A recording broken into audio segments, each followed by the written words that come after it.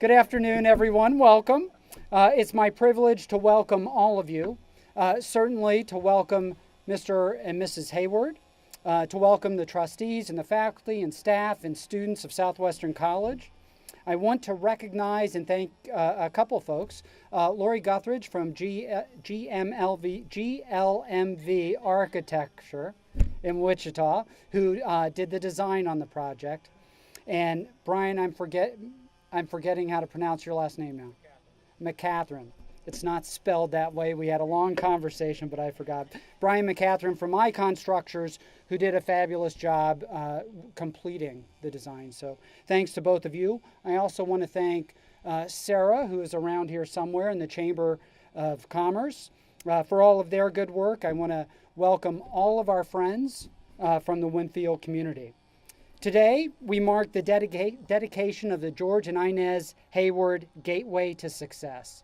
We are so grateful for this monument and for the ways in which it strengthens the identity of Southwestern College. I can imagine in the future that this gateway will serve as the setting for new traditions. I know that prospective students coming to visit campus will pass through this gateway in their very first visit to campus. I know that new students coming to move in on the first day of school come in through this gateway and on this drive. I have already seen students, and I know that graduates will be posing for pictures in front of the monument, and our alumni and their families, as they're coming back to visit their alma mater, will drive through this gateway. So as the Hayward Gateway to Success frames our campus, it reinforces the sense of place here at Southwestern, and it builds on our great tradition.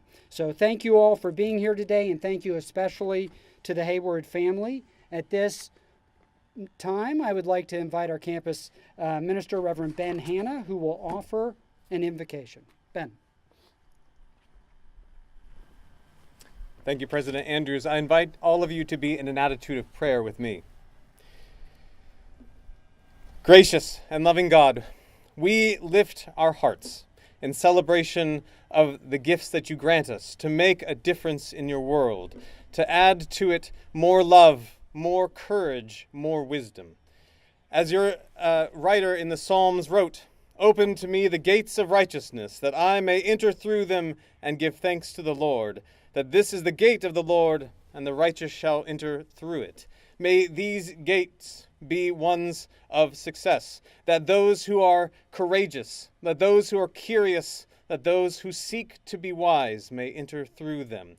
Raise up in us a spirit of thanksgiving, a spirit of grace, a spirit of love, that we celebrate in the years to come those who will pass through and beyond these gates into the world that needs their courage, their wisdom, and their love. All of these things we ask in Jesus' name. Amen.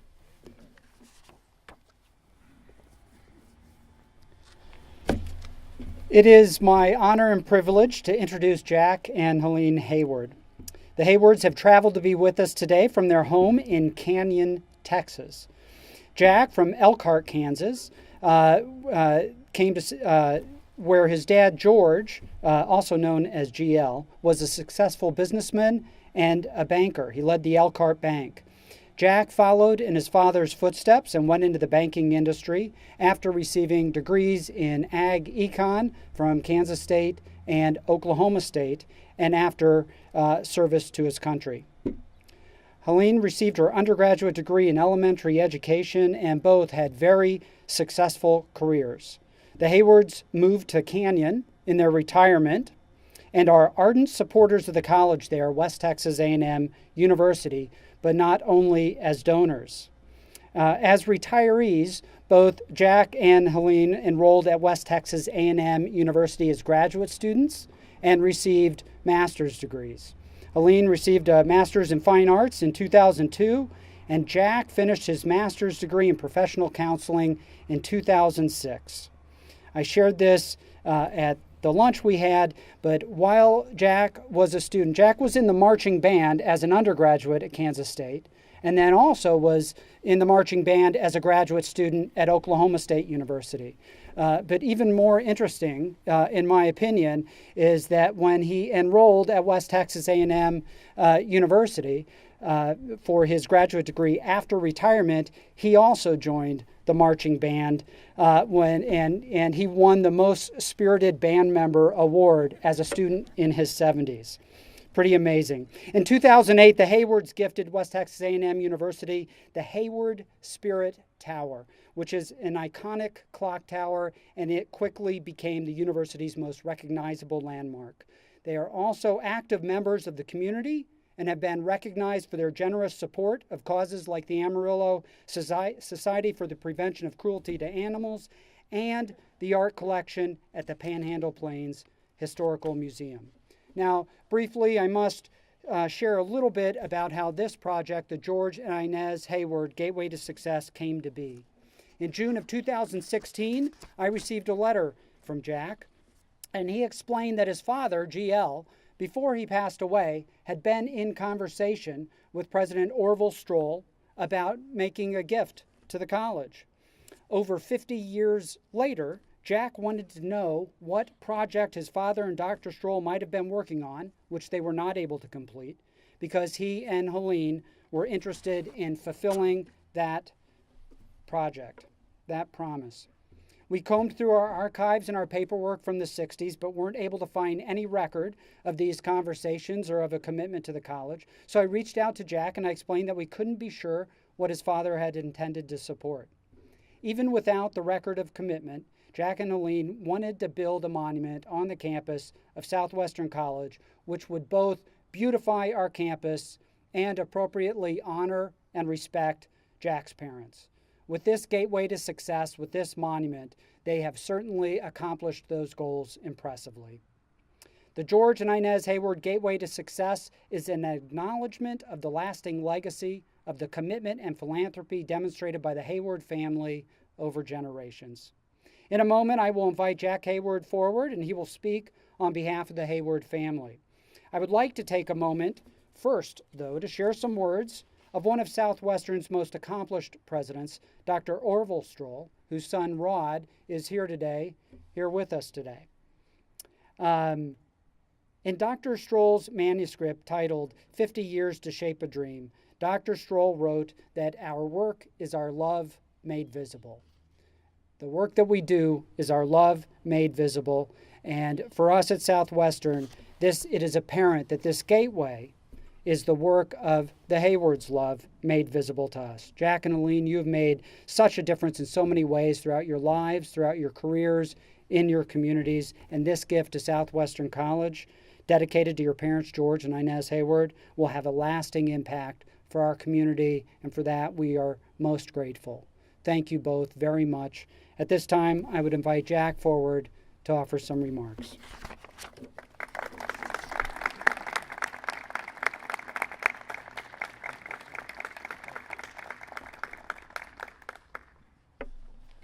Goodness, haven't we had a good time here? Thank you for all coming. I didn't know if there'd be anybody here except Dr. Andrews and myself. I don't happen to be a Methodist. I happen to be a Baptist, and you've heard the story about the Baptist church that got broken into, and they took inventory to see what the guy got away with, and they found out he had taken $4,000 worth of pledges.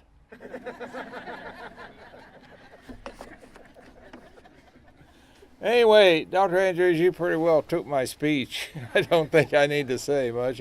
I do appreciate the wonderful way you've treated Helene and I. And we're so happy that we could be here today to celebrate with you the opening of this gateway to success. My father was a very, very important person in my life and to everyone that he was around. He at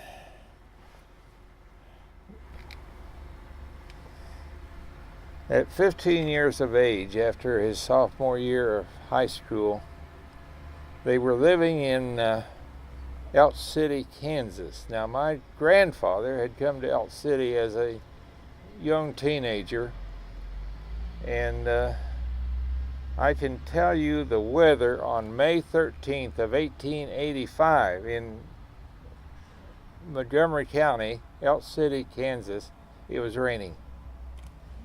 I know it was raining because my father was born in a little shack that had a loft in it. The 6 to 7 children, and everybody in the town was saying, well, Mrs. Hayward will die. She can't have the baby up there in a flood situation. But the Haywards are pretty stout. We didn't die. My father made it.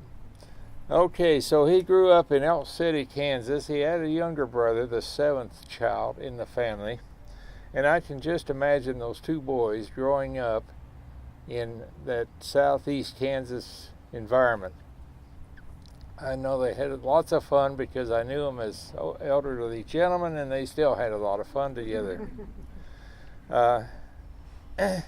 Anyway, Dad had just finished the 10th grade of school, and my grandfather was involved in the bank in Elk City, Kansas.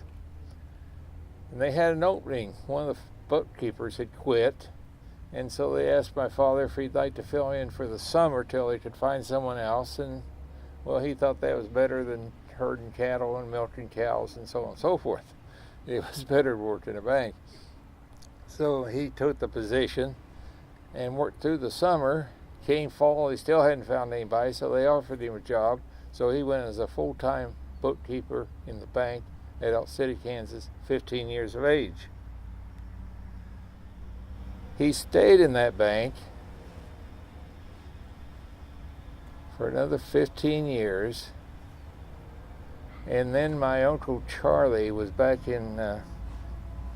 came back to Elk City to visit. And Dad expressed to him, he says, I've been in a bank for 15 years and I think I should have a bank of my own to run. And Walter said, well, I have a charter for a bank at Rolla, Kansas, if you'd like to go open it up. And so Dad came out to Rolla, Kansas, had to come by train because the roads weren't decent to drive on. He liked what he saw, a new community just starting. It started in 1913 and it just started growing then. And he went back, he says, yeah, Walter, I'll take the charter and I'll open the banks. So he went back to Rolla, Kansas, and in one corner of the hardware store, he put a desk and said, with a sign, bank. He later moved to a little shack they had in Rolla, Kansas there that had been a harness shop until he could build it. He built a beautiful building in Rolla, Kansas for the bank. It's still there. If you go through Rolla, it's at the main intersection. You can't miss it. That's the only intersection they've got. Rolla never grew very much, but it grew quite a bit. I was born in 1929. You all remember what happened in 1929? It was the Depression. But worse than the Depression, I would say, was the drought they had in western Kansas. It was terrible. You've all heard about the dirt storms. I was there. I saw them. You couldn't see it. I mean, it was just like night. And of course, big mounds of dirt were building up in the fields. It was a terrible time. But I think it was this time that Dad really showed his superiority to the knowledge. I'm sorry, I'm not by the mic. Can you hear me anyway?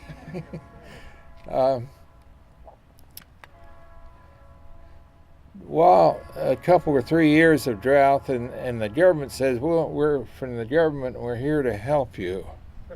Now that's kind of an oxymoron, isn't it? Anyway, the government came out and told the farmers, they said, look, this land is worthless. You'll never be able to make any living off of it.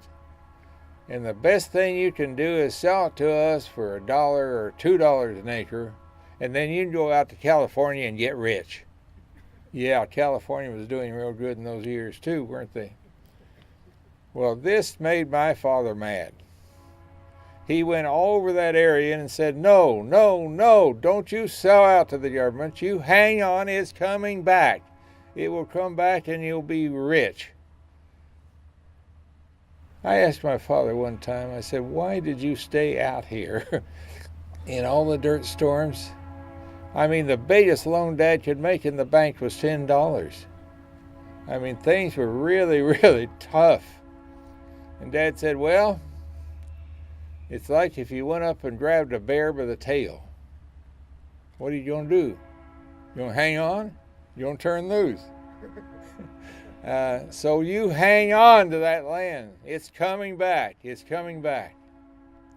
You remember what happened in 1939? Germany invaded Poland. And something else that happened in 1939, it started raining. So the war pushed the price of grain up, and we started raising grain. And the people that hung on, I mean, made fortunes out there, built the communities, built the towns of Elkhart and Richfield and Rolla. And it was really, really good. I think that was one of the best things that Dad ever did, was to go all over that area and say, hang on, don't turn loose. It was a good example of his personality, helping people. And I have tried to help people. I'm real happy that Dr. Andrews allowed me to put this on your campus. It's a memorial to Dad and Mom. They lived several years, died in western Kansas, and are buried there. So the deal of the family feeling that we have an obligation to the communities. There were 5 banks in Morton County when the drought started, and Dad was the only one that survived. So again, I thank you all for coming today, and I thank Dr. Andrews for being so nice to us. I guess I could say that. And so just hang on. Thank you, thank you, thank you.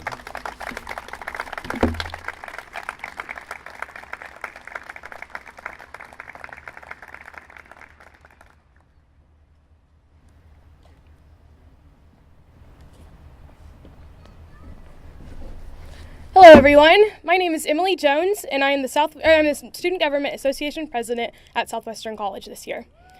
It's my soccer team!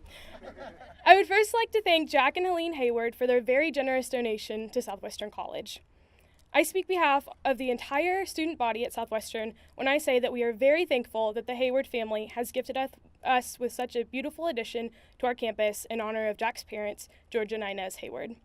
The Gateway to Success is a reminder that as you go through Keyhole Drive or you turn on Warren Avenue and see the new Southwestern sign, you're entering a place unlike anywhere else in the entire world. So from the Mound Builder family to the Hayward family, we thank you again for your beautiful gift to SC.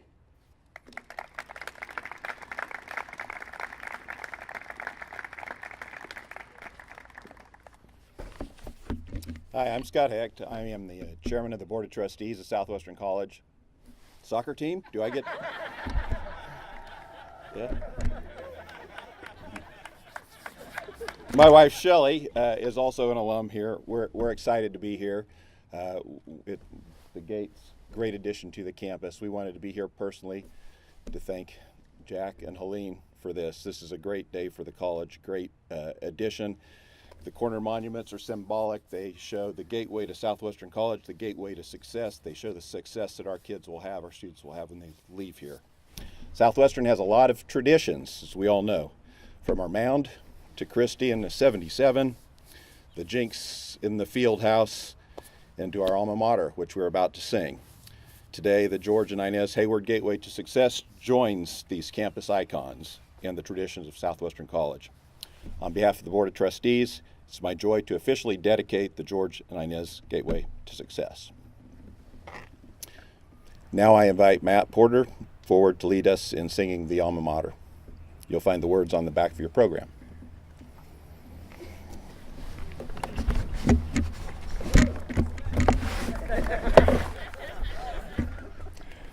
Please stand as able and join in singing our Alma Mater. Far above the walnut valley, on a lofty height, stands our noble Alma Mater, bathed in golden light. Lift the chorus, speed it onward, over hill and dale.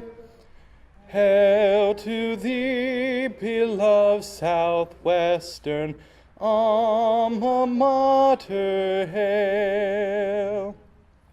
Far above the stir and bustle of the busy town, reared against the arch of heaven, looked she calmly down. Lift the chorus, speed it onward, over hill and dale. Hail to thee, beloved Southwestern, Alma Mater, hail. To the height she calls us daily, Alma Mater dear. Heights of knowledge, hope, and courage, free from doubt and fear.